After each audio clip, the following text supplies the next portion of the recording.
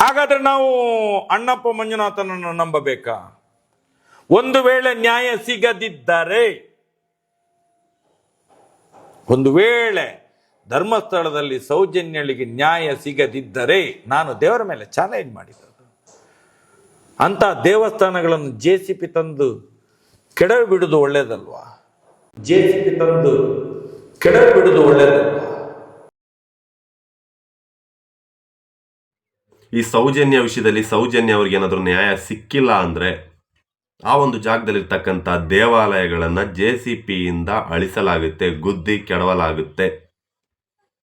ಹೌದು, ಈ ಒಂದು ವಿಷಯ. ಮತ್ತೆ ಯಾವ ಒಂದು ಜಾಗದಲ್ಲಿ ಯಾವ ಒಂದು ಹೆಣ್ಣಿಗೆ ಯಾವ ಒಂದು ವ್ಯಕ್ತಿಗೆ ನ್ಯಾಯ ಸಿಗೋದಿಲ್ವೋ ಆ ಒಂದು ಜಾಗದಲ್ಲಿರ್ತಕ್ಕಂಥ ಆ ಒಂದು ಗ್ರಾಮದಲ್ಲಿರ್ತಕ್ಕಂಥ ದೇವಾಲಯಗಳನ್ನು ಕೆಡವಲಾಗುತ್ತೆ. ಏನಪ್ಪ ಅವನು ಈ ರೀತಿ ಮಾತಾಡ್ತಾ ಇದ್ದಾನೆ ಅಂತ ಅನ್ಕೋಬೇಡಿ. ಈ ಒಂದು ವಿಷಯನೇ ಮೊನ್ನೆ ಸೌಜನ್ಯ ಯಾತ್ರೆಗೆ ತಡೆಯಾಜ್ಞೆ ಆಗಿರೋದು. ಹೌದು, ಆ ಒಂದು ವಿಷಯಕ್ಕೆ ಸಂಬಂಧಪಟ್ಟ ಹಾಗೆ ಒಂದು ಬೈಟ್ ಸಿಕ್ತು, ಅದ್ರ ಬಗ್ಗೆ ಮಾತಾಡಬೇಕು ಅಂತ ಈ ಒಂದು ವಿಡಿಯೋ ಮಾಡ್ತಾ ಇದ್ದೀನಿ. ವಿಷಯ ಏನಪ್ಪ ಅಂತಂದರೆ, ನಾನು ಮೊದಲನೇದಾಗಿ ಒಂದು ಮಾತು ಹೇಳಿದೆ. ಏನಪ್ಪ ಅಂತಂದರೆ, ಸೌಜನ್ಯ ಒಂದು ವಿಷಯದಲ್ಲಿ ಸೌಜನ್ಯಗೆ ನ್ಯಾಯ ಸಿಗದೇ ಇದ್ದರೆ ಆ ಒಂದು ಗ್ರಾಮದಲ್ಲಿರ್ತಕ್ಕಂಥ ದೇವಾಲಯವನ್ನು JCBಯಿಂದ ಕೆಡವಲಾಗುತ್ತೆ ಅಂತ. ಆಯಿತಾ? ಅದನ್ನು ನೆನ್ಪಿಟ್ಕೊಳ್ಳಿ. ಆ ಒಂದು ವಿಷಯಕ್ಕೆ ಸಂಬಂಧಪಟ್ಟಾಗೆ ಯಾಕೆ, ಏನು, ಎತ್ತ, ಯಾರು ಮಾತಾಡಿದ್ರು, ಈ ಮಾತು ಯಾರು ಮಾತಾಡಿದ್ರಿಂದ ಸೌಜನ್ಯ ಯಾತ್ರೆ ನಿಂತೋಯ್ತು, ಪೋಸ್ಟ್ಪೋನ್ ಆಯಿತು, ಅಥವಾ ಟೆಂಪ್ರವರ್ಲಿ ಅದಕ್ಕೊಂದು ಬ್ರೇಕ್ ಬೀಳ್ತು, ಆ ಒಂದು ವಿಷಯಕ್ಕೆ ಸಂಬಂಧಪಟ್ಟಾಗ ನಾನು ಮಾತಾಡಬೇಕಂತಾನೆ ಈ ಒಂದು ವಿಡಿಯೋ ಮಾಡ್ತಾ ಇರೋದು. ಅದಕ್ಕಿಂತ ಮುಂಚೆ ಯಾರಾದರೂ ಫಸ್ಟ್ ಟೈಮ್ ನನ್ನ ವಿಡಿಯೋನ ನೋಡ್ತಾ ಇದ್ದರೆ, ಸೌಜನ್ಯ ಫೈಲ್ಸ್ಗೆ ಫಸ್ಟ್ ಟೈಮ್ ಎಂಟ್ರಿ ಕೊಟ್ಟಿದ್ರೆ ದಯವಿಟ್ಟು ನೀವು ಸಬ್ಸ್ಕ್ರೈಬ್ ಮಾಡ್ಕೊಳ್ಳಿ. ಹಾಗೆ ಪಕ್ಕದಲ್ಲಿರ್ತಕ್ಕಂಥ ನೋಟಿಫಿಕೇಶನ್ ಬೆಲ್ ಬಟನ್ ಆನ್ ಮಾಡ್ಕೊಳ್ಳಿ. ಯಾಕೆ ಅಂತಂದರೆ ನಿಮಗೆ ಸಾಕಷ್ಟು ಸೌಜನ್ಯ ಫೈಲ್ಸಲ್ಲಿ ಇರ್ತಕ್ಕಂಥ ವೀಡಿಯೋಗಳು ಅರೌಂಡ್ ಒಂದು 30+ ವೀಡಿಯೋಗಳಿದೆ. ಆ ಒಂದಷ್ಟು ವಿಷಯಗಳೆಲ್ಲ ನಿಮ್ಗೆ ಗೊತ್ತಾಗಬೇಕು ಅಂತಂದರೆ ನೀವು ನನ್ನ ಚಾನಲ್ನ ಸಬ್ಸ್ಕ್ರೈಬ್ ಮಾಡ್ಕೊಳ್ಳಿ. ಹಾಗೆ ನೋಟಿಫಿಕೇಶನ್ ಬೆಲ್ ಬಟನ್ ಆನ್ ಮಾಡ್ಕೊಳ್ಳಿ. ನೀವೇನೇ ಕೆಲಸ ಮಾಡ್ತಾ ಇರ್ತಕ್ಕಂಥ ಜಾಗಕ್ಕೆ ನನ್ನ ವೀಡಿಯೋಗಳು ನೋಟಿಫಿಕೇಶನ್ ಮೂಲಕ ನಿಮಗೆ ತಲುಪುತ್ತೆ ಅಂತ ಹೇಳ್ತಾ ಈಗ ವಿಷಯಕ್ಕೆ ಬರೋಣ. ಮೊದಲನೇದಾಗಿ ಏನಪ್ಪ ಮಾತು, JCBಯಿಂದ ದೇವಸ್ಥಾನನ ಹೊಡಿತಾರೆ, ದೇವಸ್ಥಾನನ ಗುದ್ದುತ್ತಾರೆ, ದೇವಸ್ಥಾನನ ಕೆಡವು ಬಿಡ್ತಾರೆ ಅಂತ ಒಬ್ಬರು ಅರ್ಚಕರು ಮಾತಾಡಿದರು. ಅದನ್ನೊಂದು ಬೈಟ್ ಕೂಡ ನಾನು ಹಾಕಿದ್ದೆ ಲಾಸ್ಟ್ ಟೈಮ್.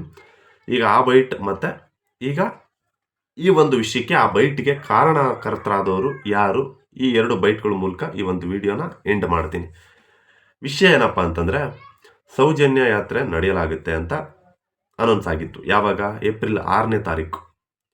ಅವತ್ತಿನ ದಿನ ಒಂದು ಯಾತ್ರೆ ನಡಿಬೇಕಾಗಿತ್ತು. ಅನ್ಫಾರ್ಚುನೇಟ್ಲಿ ಆ ಲಾಸ್ಟ್ ಡೇ ಏಪ್ರಿಲ್ 5ಗೆ ಅದಕ್ಕೊಂದು ಬ್ರೇಕ್ ಬೀಳುತ್ತೆ. ಸಡನ್ನಾಗಿ ಬ್ರೇಕಿಂದ ಕೋರ್ಟಿಂದ ಒಂದು ಸ್ಟೇನ ತೊಗೊಂಡು ಬಂದು ಅದಕ್ಕೊಂದು ಬ್ರೇಕ್ ಬೀಳುತ್ತೆ. ನೆಕ್ಸ್ಟು ಸ್ಟಾಪ್ ಆಗೋಗುತ್ತೆ, ಇಮಿಡಿಯೇಟ್ಲಿ ಸ್ಟಾಪ್ ಆಗೋಗುತ್ತೆ. ಎಲ್ರಿಗೂ ಕೂಡ ಸೌಜನ್ಯ ಪರವಾಗಿ ಹೋರಾಟ ಮಾಡೋದಕ್ಕೆ ಸಾಕಷ್ಟು ಜನ ಮೂಲೆಗಳಿಂದ, ಕರ್ನಾಟಕದ ಮೂಲೆಗಳಿಂದ ಅಲ್ಲಿ ಬಂದು ಆ ಒಂದು ಹೋರಾಟದಲ್ಲಿ ಭಾಗಿಯಾಗ್ತೀವಿ ಅಂತಂದೇಳಿ ಹೇಳಿದವರೆಲ್ರಿಗೂ ಕೂಡ ತುಂಬ ಡಿಸಪಾಯಿಂಟ್ ಆಗುತ್ತೆ, ತುಂಬ ಬೇಜಾರಾಗುತ್ತೆ. ಬಟ್ ಈ ಒಂದು ವಿಷಯಕ್ಕೆ ಸಂಬಂಧಪಟ್ಟಿದ್ದು ಯಾವ ಒಂದು ಮಾತಿಂದ ಅಲ್ಲಿ ತುಂಬ ಇದಾಯಿತು ಅಂತ ಒಬ್ಬರು ಅರ್ಚಕರು ಹೇಳಿದರು. ಯಾರು? ಆ ಒಂದು ಜಾಗದಲ್ಲಿ ಪೂಜೆ ಮಾಡ್ತಕ್ಕಂಥ ಅರ್ಚಕರು ಒಂದು ಮಾತನ್ನು ಹೇಳಿದರು. ಆ ಒಂದು ಬೈಟ್ ಏನಪ್ಪ ಅಂತಂದರೆ, ದೇವಸ್ಥಾನವನ್ನು JCBಯಿಂದ ಹೊಡಿತಾರಂತೆ ಅಂತ ಏನೋ ಒಂದು ಮಾತುಕತೆ ಬಂದಿತ್ತು. ಅದನ್ನು ನೀವು ನನ್ನ ಬಾಯಲ್ಲಿ ಕೇಳೋದಕ್ಕಿಂತ ಹೆಚ್ಚಾಗಿ ಆ ಒಂದು ಬೈಟ್ ಏನಿದೆ, ಆ ಒಂದು ಬೈಟ್ನ ನೋಡಿದ್ರೆ ನಿಮ್ಗೆ ಗೊತ್ತಾಗುತ್ತೆ. ಆ ಒಂದು ಬೈಟಲ್ಲಿ ಏನಿರುತ್ತೆ ಅಂತಂದರೆ, JCBಯಿಂದ ಹೊಡಿತಾರಂತೆ ಅನ್ನೋ ಥರ ಒಂದು ಮಾತಿರುತ್ತೆ. ಆ ಒಂದು ಯಾತ್ರೆ ಏನಾದರೂ ನಡೆದಿದ್ದರೆ ಅದು ಆ ಒಂದು ಯಾತ್ರೆ ಅಲ್ಲಿವರೆಗೂ ಬರುತ್ತೆ. ಆಗ ಎಲ್ಲ JCB ತೊಗೊಂಡು ಬಂದ್ಬಿಟ್ಟು ಈ ಒಂದು ಕ್ಷೇತ್ರ ಏನಿದೆ ಅದನ್ನು ಧ್ವಂಸ ಮಾಡ್ತಾರೆ ಅನ್ನೋ ಒಂದು ಮಾತು, ಆ ಒಂದು ಭಯ, ಆ ಒಂದು ಇದು ಕಾಣಿಸ್ತಾ ಇರುತ್ತೆ ಆ ಒಂದು ಮಾತಲ್ಲಿ. ಬಟ್ ಇಟ್ಸ್ ಓಕೆ, ನಾನು ಅದನ್ನು ತಪ್ಪು ಅಂತ ಹೇಳ್ತಾ ಇಲ್ಲ. ಈಗ ಈ ಒಂದು ವಿಷಯ ಯಾರು ಮಾತಾಡಿದ್ದು, ಈ ಒಂದು ವಿಷಯಕ್ಕೆ ಸಂಬಂಧಪಟ್ಟಾಗ ಯಾರು ಮಾತಾಡಿದ್ದು, ಈ ಮಾತು ಹೇಳಿದ್ದು ಯಾರು, ನಿಜವಾಗ್ಲೂ ಈ ಮಾತು ಹೇಳಿದಾರಾ? ಹೌದು, ಈ ಒಂದು ಮಾತನ್ನು ಯಾವ ರೀತಿ ಹೇಳಿದ್ದಾರೆ ಅಂತಂದರೆ, ನಮ್ಮ ಮಹೇಶ್ ಶೆಟ್ಟಿ ತಿಮ್ಮರೋಡಿ ಸರ್ ಮಾತಾಡಿರ್ತಕ್ಕಂಥ ಮಾತಿದು. ಅವ್ರು ಹೇಳಿರ್ತಕ್ಕಂಥ ಮಾತು ಯಾವ ರೀತಿ ಇದೆ ಅಂತಂದರೆ, ಈ ಸೌಜನ್ಯ ಪ್ರಕರಣದಲ್ಲಿ ಸಾಕಷ್ಟು ಪ್ರಮಾಣ ವಚನಗಳೆಲ್ಲ ನಡೆಯುತ್ತವೆ. CM ಇಂದ ಪ್ರಮಾಣ ವಚನಗಳು ನಡೆಯುತ್ತೆ, PM ಇಂದನೂ ಪ್ರಮಾಣ ವಚನಗಳು ನಡೆಯುತ್ತೆ, ಅಲ್ಲೆಲ್ಲ ಪ್ರಮಾಣ ವಚನಗಳು ನಡೆಯುತ್ತೆ. ಈಗ ಈ ಒಂದು ಜಾಗದಲ್ಲಿ ಈ ಒಂದು ವಿಷಯದಲ್ಲಿ ಪ್ರಮಾಣ ಎಲ್ಲ ಮಾಡ್ತಾರೆ. ಬಟ್ ಯಾಕೆ ಪ್ರಮಾಣ ಮಾಡ್ತಾರೆ? ಒಂದು ನಂಬಿಕೆ ಇರೋದಕ್ಕೆ ತಾನೇ ಪ್ರಮಾಣ ಮಾಡ್ತಾರೆ. ಈಗ ಆ ಒಂದು ಜಾಗದಲ್ಲಿ ಪ್ರಮಾಣ ಅನ್ನೋದು ಕೂಡ ಒಂದು ತುಂಬ ನಂಬಿಕೆಯಿಂದ ಉಳ್ಕೊಂಡಿದೆ ಅಂತಂದರೆ, ಬಿಕಾಸ್ ಅಲ್ಲಿರ್ತಕ್ಕಂಥ ದೇವರು ಅಷ್ಟು ಪವರ್ಫುಲ್ ಆಗಿರುತ್ತೆ ಅಂತ ಅರ್ಥ.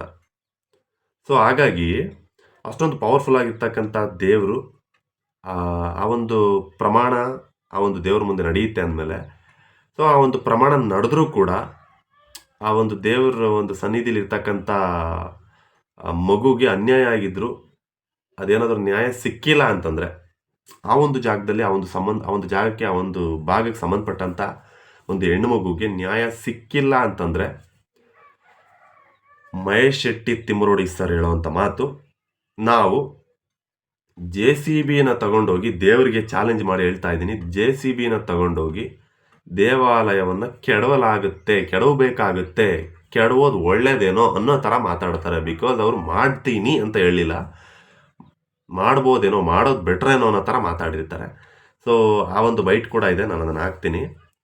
ಆಗ ನಿಮಗೆ ಕ್ಲಾರಿಟಿ ಸಿಗುತ್ತೆ ಅವ್ರು ಯಾವ ರೀತಿ ಮಾತಾಡಿದ್ದಾರೆ ಅಂತಂದೇಳಿ, ನಿಮಗೊಂದು ಕ್ಲಾರಿಟಿ ಸಿಗುತ್ತೆ. ಆ ಒಂದು ಬೈಟ್ನ ನೋಡ್ಕೊಂಬನ್ನಿ, ನಾನು ಅದಾದ್ಮೇಲೆ ಮಾತಾಡ್ತೀನಿ. ಈ ರಾಜ್ಯದ ಮುಖ್ಯಮಂತ್ರಿಗಳು ಬಂದು ಪ್ರಮಾಣ ಮಾಡ್ಕೊಂಡದ್ದು JDS ಮತ್ತು ಇದರಲ್ಲಿರುವಾಗ ಪ್ರಮಾಣಕ್ಕೆ ಕರೆದಿದ್ರಲ್ಲ, ಅಂತಹ ಪ್ರಕರಣಗಳು ಪ್ರಮಾಣ ಆಗ್ತದೆ. ಹಾಗಾದ್ರೆ ಸೌಜನ್ಯನಿಗೆ ಆ ಗ್ರಾಮದಲ್ಲಿ ನ್ಯಾಯ ಯಾಕೆ ಸಿಗುವುದಿಲ್ಲ? ಹಾಗಾದ್ರೆ ನಾವು ಅಣ್ಣಪ್ಪ ಮಂಜುನಾಥನನ್ನು ನಂಬಬೇಕಾ? ಒಂದು ವೇಳೆ ನ್ಯಾಯ ಸಿಗದಿದ್ದರೆ, ಒಂದು ವೇಳೆ ಧರ್ಮಸ್ಥಳದಲ್ಲಿ ಸೌಜನ್ಯಳಿಗೆ ನ್ಯಾಯ ಸಿಗದಿದ್ದರೆ ನಾನು ದೇವರ ಮೇಲೆ ಚಾಲೆಂಜ್ ಮಾಡಿದ್ದು. ಅಂತ ದೇವಸ್ಥಾನಗಳನ್ನು JCB ತಂದು ಕೆಡವಿ ಬಿಡುವುದು ಒಳ್ಳೇದಲ್ವಾ ಅಂತ ಹೇಳಿದ್ದು ನಾನು.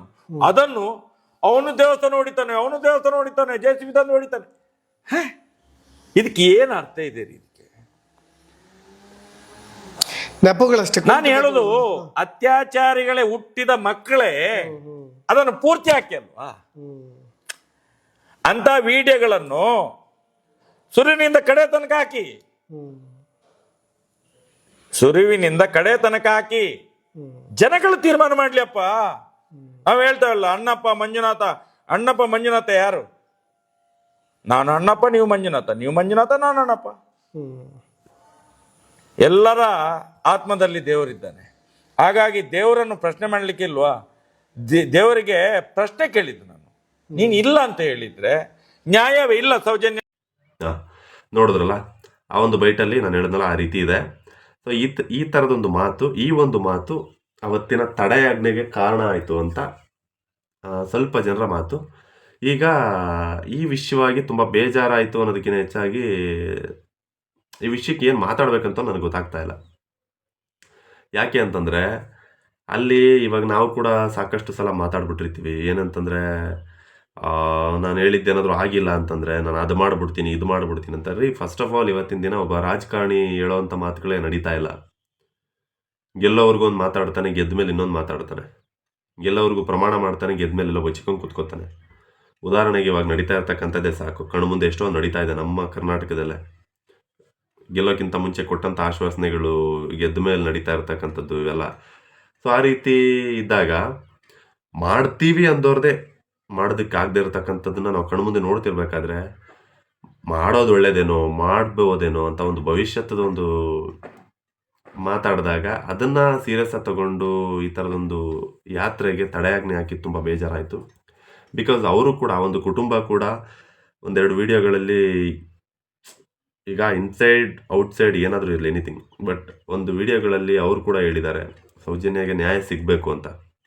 ಆ ಒಂದು ನ್ಯಾಯ ಸಿಗಬೇಕು ಅಂತ ಹೇಳಿದ ಮೇಲೆ ಡೆಫಿನೆಟ್ಲಿ ಈ ಥರ ಅವರು ತಡೆಯಾಜ್ಞೆಗೆ ಹಾಕಬಾರ್ದಿತ್ತು ಅಂತ ನನ್ನ ಒಂದು ಅನಿಸಿಕೆ. ಸೊ ಹಾಗಾಗಿ ಆದಷ್ಟು ಬೇಗ ಸೌಜನ್ಯ ಯಾತ್ರೆ ಮತ್ತೆ ಶುರುವಾಗಬೇಕು. ಬಿಕಾಸ್ ನಾನು ಯಾರನ್ನೋ ಅವ್ರೊಳಗೆ ಹೋಗ್ಬೇಕು, ಇವ್ರೊಳಗೆ ಹೋಗ್ಬೇಕು ಆ ಒಂದು ಉದ್ದೇಶದಿಂದ ಹೇಳ್ತಾ ಇಲ್ಲ. ಆರೋಪಿಗಳಿಗೆ ಅವ್ರುಗಳಿಗೆ ಶಿಕ್ಷೆ ಆಗಬೇಕು. ಅದಕ್ಕೋಸ್ಕರ ಮತ್ತೆ ಸೌಜನ್ಯ ಯಾತ್ರೆ ಶುರುವಾಗಬೇಕು, ಆ ಒಂದು ಹೋರಾಟ ನಡೀಬೇಕು, ಮತ್ತೊಂದು ದಿನ ಅದಕ್ಕೆ ಬರಬೇಕು ಅಂತ ಕೇಳ್ಕೊತೀನಿ. ಈ ಸಲ ಈ ಥರದೊಂದಷ್ಟು ಮಾತುಗಳಿಂದ ತಡೆಯಾಜ್ಞೆ ಆಗಿದೆ, ಒಂದು ಬ್ರೇಕ್ ಬಿದ್ದಿದೆ. ಬಟ್ ಡೆಫಿನೆಟ್ಲಿ ಮುಂದಿನ ಸಲ ತುಂಬ ಅದ್ದೂರಿಯಾಗಿ, ತುಂಬ ಭರ್ಜರಿಯಾಗಿ ನಡೆಯುತ್ತೆ. ನೋಡೋಣ ಆವಾಗ ಆ ಒಂದು ಹೋರಾಟದಲ್ಲಿ ಏನೇನೆಲ್ಲ ತಿರುವುಗಳನ್ನ ಪಡ್ಕೊಳ್ಳುತ್ತೆ, ಏನೆಲ್ಲ ಬದಲಾವಣೆಗಳಾಗುತ್ತೆ, ಯಾರ್ಯಾರೆಲ್ಲ ಹೊರಗೆ ಬರ್ತಾರೆ, ಯಾರ್ಯಾರೆಲ್ಲ ಒಳಗೆ ಹೋಗ್ತಾರೆ, ಆ ಒಂದಷ್ಟು ವಿಷಯಗಳನ್ನ ನೋಡೋಣ. ಅಲ್ಲಿರ್ತಕ್ಕಂಥ ದೇವರು, ಪವರ್ಫುಲ್ ದೇವರುಗಳು ಆದಷ್ಟು ಬೇಗ ಈ ಒಂದು ವಿಷಯಕ್ಕೆ ಸಂಬಂಧಪಟ್ಟ ಹಾಗೆ ಒಂದು ಒಳ್ಳೆ ತಿರುವುಗಳನ್ನ ಕೊಡಲಿ ಅಂತ ನಾನು ಕೂಡ ಕೇಳ್ಕೊತೀನಿ. ಇದಿಷ್ಟು ಈ ಒಂದು ವಿಡಿಯೋದಲ್ಲಿ ಮಾತಾಡೋಕ್ಕೆ ಬಂದಂಥ ಮಾತುಕತೆ. ನಮ್ಮ ಮಹೇಶ್ ಶೆಟ್ಟಿ ತಿಮ್ಮರೋಡಿ ಸರ್ ಮಾತಾಡಿದ ವಿಷಯದ ಬಗ್ಗೆ ನಿಮ್ಗೇನು ಅನಿಸುತ್ತೆ ಅದನ್ನು ಕಮೆಂಟಲ್ಲಿ ತಿಳಿಸಿ. ಟು ಬಿ ಫ್ರಾಂಕ್, ನನಗನ್ಸಿದ್ದು ಅವರು ತಪ್ಪು ಅಂತ ಹೇಳೋದಕ್ಕೆ ನಾನು ಆಗ್ತಿಲ್ಲ. ಬಿಕಾಸ್ ಅವ್ರು ಹೇಳಿರೋ ಮಾತು ಆ ಥರ ಇದೆ. ಬಿಕಾಸ್ ನಾವು ಎಷ್ಟೋ ಸಲ ಮಾತಾಡಿರ್ತೀವಿ ಆ ರೀತಿ. ನಾವು ಒಂದು ಒಳ್ಳೆ ವಿಷಯಕ್ಕೆ ಹೋರಾಟ ಮಾಡಬೇಕಾದ್ರೆ ಅದು ಆಗ್ತಾ ಇಲ್ಲ ಅಂದಾಗ ಆ ಒಂದು ಫ್ರಸ್ಟ್ರೇಷನಲ್ಲಿ ಈ ಥರ ಮಾತಾಡಿರ್ತೀವಿ. ಬಿಕಾಸ್ ಅವ್ರಲ್ಲಿ ಮಾಡ್ತೀನಿ ಅಂತ ಹೇಳಿಲ್ಲ, ಮಾಡ್ಬೋದೇನೋ ಅಥವಾ ಅದು ನೋಡಿದ್ರಲ್ಲ ನೀವು, ಆ ಥರ ಹೇಳಿದ್ದಾರೆ. ಬಟ್ ಆದರೂ ಕೂಡ ಈ ಥರದೊಂದಷ್ಟು ಬದಲಾವಣೆ ನಡೆದಿದ್ದು ತುಂಬ ಬೇಜಾರಾಯಿತು. ಸೊ ನಂತರನೇ ಯಾರಿಗೆ ಬೇಜಾರಾಗಿದೆ ಅವರೆಲ್ಲ ಕಮೆಂಟಲ್ಲಿ ತಿಳಿಸಿ. ಹಾಗೆ ಮಹೇಶ್ ಶೆಟ್ಟಿ ತಿಮ್ರೋಡಿ ಸರ್ ಮಾತಾಡಿದ್ದು ಸರಿನಾ ತಪ್ಪಾ ಅದನ್ನು ಕೂಡ ನೀವು ಕಮೆಂಟಲ್ಲಿ ತಿಳಿಸಿ.